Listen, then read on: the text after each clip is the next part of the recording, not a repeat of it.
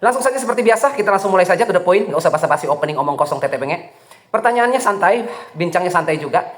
Pak, jelaskan kepada kami, bagaimana kami bisa mengidentifikasi tanaman kami, perkebunan pertanian tanaman hias, tanaman herbal kami, kalau dia kekurangan atau defisiensi unsur hara. Kita tahu dari mana? Misalnya, tanaman saya ini saya mau kasih pupuk nitrogen, saya tahu dari mana dia kurang nitrogen. Jangan-jangan firasat saya, jangan-jangan feeling saya.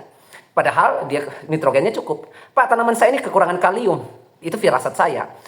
Saya butuh bukti, fakta, supaya saya bisa kasih pupuk sesuai dengan kekurangan dia. Supaya dia makannya sesuai. Ada nggak cara yang mudah dan gampang? Biar saya bisa tahu. Saya orang awam, saya nggak sekolah. Saya mau cari tahu dengan mudah, saya lihat aja dengan mata telanjang, saya sudah tahu. Wah, kekurangan fosfor, kekurangan magnesium, kekurangan kalsium, kekurangan sulfur. Ini kekurangan nitrogen, dan lain sebagainya. Caranya gimana? Gampang. Bapak Ibu siapkan buku dan pulpen. Karena materi ini kita bincang santai, tapi kalau nggak dicatat, hangus seperti itu ya.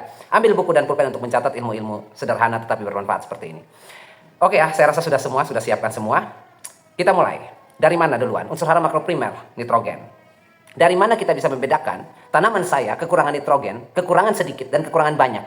Dari mana bisa? Kalau cuma lihat dari daun. Semua unsur hara yang nanti saya sebutkan untuk Bapak Ibu cukup melihat dari daun saja.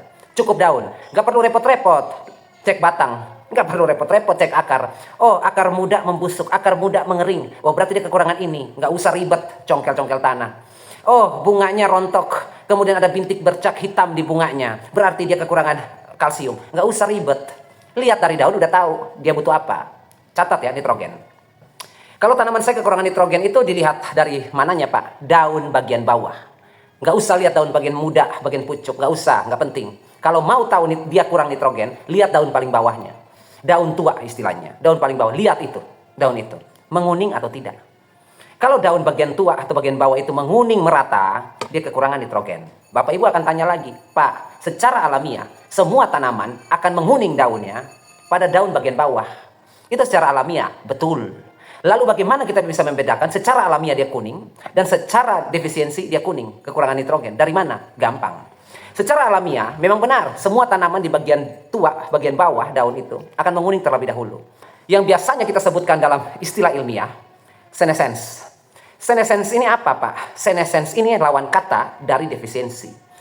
Tanaman yang bagian daun tua atau bagian bawahnya menguning, itu yang Bapak Ibu tadi bilang, secara alamiah semua tanaman daun paling bawah kuning. Sebelum rontok dia kuning dulu daun tuanya. Itu senescence. Senescence ini berbeda dengan defisiensi. Sekalipun terjadi pada daun tua. Kalau senescence, bedanya ya, senescence ini, catat. Bedanya apa dengan defisiensi nitrogen? Bedanya, kalau senescence itu alamiah, kuning pada daun bagian bawah tidak serempak.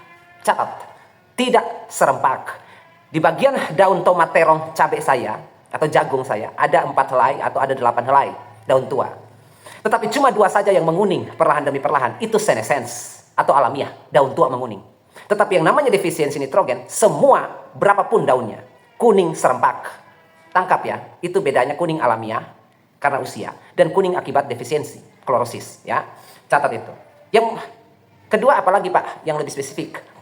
Kalau senescence atau daun tua menguning, dia hanya kuning saja, tetapi dia tetap tegak. Tidak layu, tetap tegak, dia tidak layu, tidak rontok juga. Ya, segar seperti itu.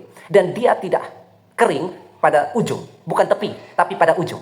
Berbeda dengan defisiensi atau kekurangan nitrogen, daun paling bawah atau daun tua menguning serempak, diikuti dengan ujung daun mereka mengering. Itu defisiensi nitrogen. Bisa bedakan ya. Jadi sekarang Bapak Ibu sudah bisa bedakan, oh daun tua yang harusnya kuning karena sudah tua, dan kekurangan nitrogen. Daun muda bagaimana Pak? Tidak kita bahas. Karena defisiensi nitrogen terjadi pada daun tua.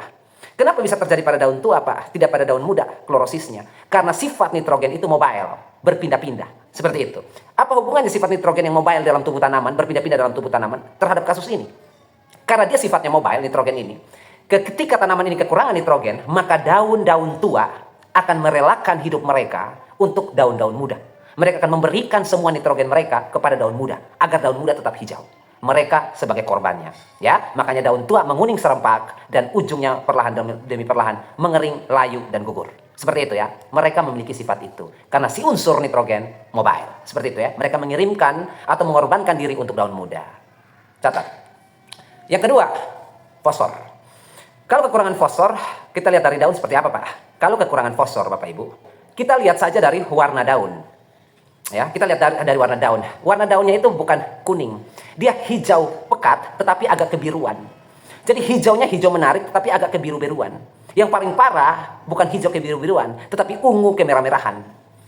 Dilihat dari mana? Jangan lihat dari atas, lihat dari bawah. Jadi ini helaian daun, lihat dari bawah daun. Kalau mau tahu dia kekurangan fosfor, kalau lihat dari atas ya hijau kebiru-biruan aja. Nggak akan tahu dia parah separah apa kekurangan fosfornya. Seperti itu ya. Jadi lihatnya dari bagian bawah, di balik daunnya, ya. Di balik lalu Bapak Ibu lihat, wah, ini benar yang dikatakan Pak Roni. Dia bukan hijau kebiru-biruan lagi, tetapi sudah ungu kemerah-merahan. Dan kalau Bapak Ibu sentuh, bentuknya kaku. Seperti itu. Itu kekurangan fosfor. Terjadi pada daun mana? Terjadi pada daun tua juga. Seperti itu ya. Jadi lihatnya dari daun tua. Nitrogen fokus pada daun tua, fosfor juga lihat pada daun tua. Seperti itu ya. Kemudian, Pak, saya sudah kasih fosfor yang banyak, tetapi masih ada tanda-tanda seperti itu. Sudah kasih fosfor yang banyak, tetapi daun masih ungu kemerah-merahan. Masalahnya di mana? Masalah di defisiensi fosfor, kekurangan fosfor. Orang pupuk fosfor sudah saya berikan. Oke, kasus kedua. Pak, saya lihat ada defisiensi fosfor. Daun bagian tua saya sudah perhatikan biru, hijau kebiru-biruan atau ungu kemerah-merahan. Lalu saya cepat-cepat memberikan fosfor. 1 minggu setelah saya memberikan fosfor, Pak, dia masih warnanya seperti itu. Yang salah di mana? Itu yang salah di metabolisme si tanaman. Pada kasus apa? Tanda kutip, musim dingin atau suhu udara rendah. Di musim dingin itu, nanti kita masuk di kelas berbeda, itu penjelasannya panjang. Jadi kalau di musim dingin, Bapak Ibu mau kasih fosfor 1 tahun pun percuma. Nanti ada solusinya. Nanti saya jelaskan kenapa di musim dingin fosfor susah sekali. Dia yang pertama bergerak di dalam tanah lambat pergerakannya. Di musim dingin bukan lambat lagi, mati dia, nggak bisa gerak. Berbeda dengan kalium atau nitrogen yang mobile sifatnya, berpindah-pindah dengan cepat. Mau musim panas, musim dingin, di dalam tanah dia bergerak-bergerak, di dalam tubuh tanaman juga dia bergerak-bergerak, mobile, pindah-pindah. Fosfor mati, seperti itu. Di musim dingin lebih parah. Nanti kita masuk di kelas yang selanjutnya, ya. Materi di selanjutnya itu penjelasannya agak panjang. Jadi kalau kasus-kasus yang Bapak Ibu tanyakan di musim dingin sudah saya kasih fosfor dalam jumlah yang banyak, dia masih defisiensi, ada penjelasannya. Nanti kita masuk di kelas itu. Oke, jadi ciri-cirinya seperti itu ya. Daunnya kaku, khususnya daun tua, dan kemudian berwarna hijau pekat kebiru-biruan atau ungu kemerah-merahan, ya. Kemudian yang ketiga ya, kalium. Masih makroprimer. Kalium sudah saya singgung tadi, sifatnya mobile, berpindah-pindah, ya. Kalium itu kalau misalnya dia kekurangan pada tubuh tanaman kita atau dia tanaman kita sedang membutuhkan kalium, tanda-tandanya seperti apa? Daun tanaman kita, Bapak Ibu, dia mengalami sama klorosis, ya. Seperti nitrogen tadi di bagian tua, daun paling bawah, dia mengalami klorosis, kehilangan hijaunya. Tetapi klorosis pada tanaman tua, daun tua yang kekurangan kalium mengarah pada kecoklatan. Itu arahnya. Jadi dia cuma bukan dari hijau ke kuning, tidak. Kuning menuju coklat sampai coklat dia. Bapak Ibu bisa lihat nanti dia coklat, ya, daun coklat. Pernah alami itu ya, pernah lihat itu juga ya. Nah, itu kalium itu fungsinya, ya. Kenapa? Karena sifatnya mobile juga. Kalium pada tubuh tanaman, pada khususnya daun, ketika mereka kekurangan kalium, Bapak Ibu lalai atau lupa memberikan, daun tua akan mengorbankan dirinya untuk daun muda. Daun mudanya baik. Makanya saya bilang kalau nitrogen, fosfor, kalium, jangan lihat daun muda. Karena mereka itu enak. Daun tua akan mengorbankan diri untuk mereka. Seperti itu ya. Nah, jadi kalium pun sama. Daun tua akan mengorbankan diri mereka. Bahkan lebih parah, mereka mengover semua kalium ke daun muda. Alhasil apa? Dia klorosis. Lebih parah klorosis apa? Dia mencoklat. Dari kuning sampai mencoklat. Kurang baik apa lagi daun tua itu? Bukan cuma coklat, dia hangus seperti dipanggang api.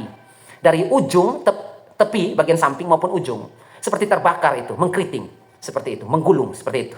Dan bahkan kering kerontang.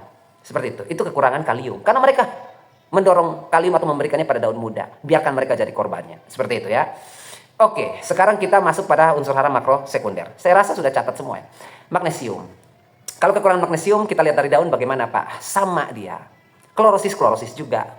Lihatnya di mana? Daun tua juga. Jadi nitrogen, fosfor, kalium, magnesium, Bapak Ibu fokus pada daun tua. Jangan lihat daun muda. Fokus pada daun tua. Kalau magnesium, ciri-cirinya bagaimana, Pak? Kalau pada nitrogen, dia dari hijau menguning kan? Kalium dari hijau menguning mencoklat.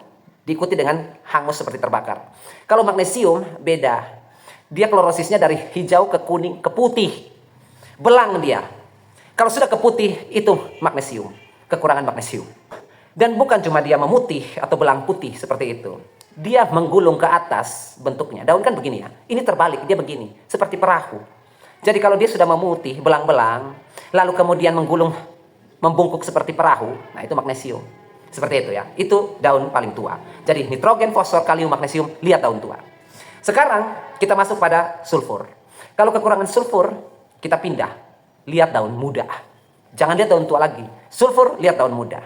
Ciri-cirinya apa? Ciri-cirinya sama seperti nitrogen, tetapi bedanya sulfur dan nitrogen, efisiensinya, kekurangannya. Nitrogen itu di daun tua, sulfur di daun muda. Kenapa bisa begitu, Pak? Kebalikan, karena sulfur tidak mobile, seperti nitrogen. Jadi kalau kekurangan sulfur ya semua kena, khususnya daun muda. Siapa yang mau supply dia? Siapa yang mau mengalah? Daun tua mau kasih sulfur ke daun muda seperti nitrogen? Nggak bisa, karena dia nggak bisa jalan, nggak bisa bergerak.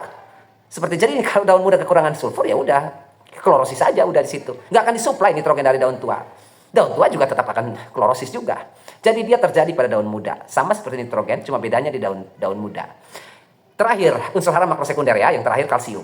Kalsium gimana? Sama dengan sulfur. Lihatnya di daun muda. Jangan lihat daun tua lagi. Daun tua sudah berhenti di magnesium. Nitrogen, fosfor, kalium, magnesium. Sulfur dan kalsium kita lihat daun paling atas atau daun muda. Nah, kalau kekurangan kalsium, daun muda seperti apa? Sama seperti kalium.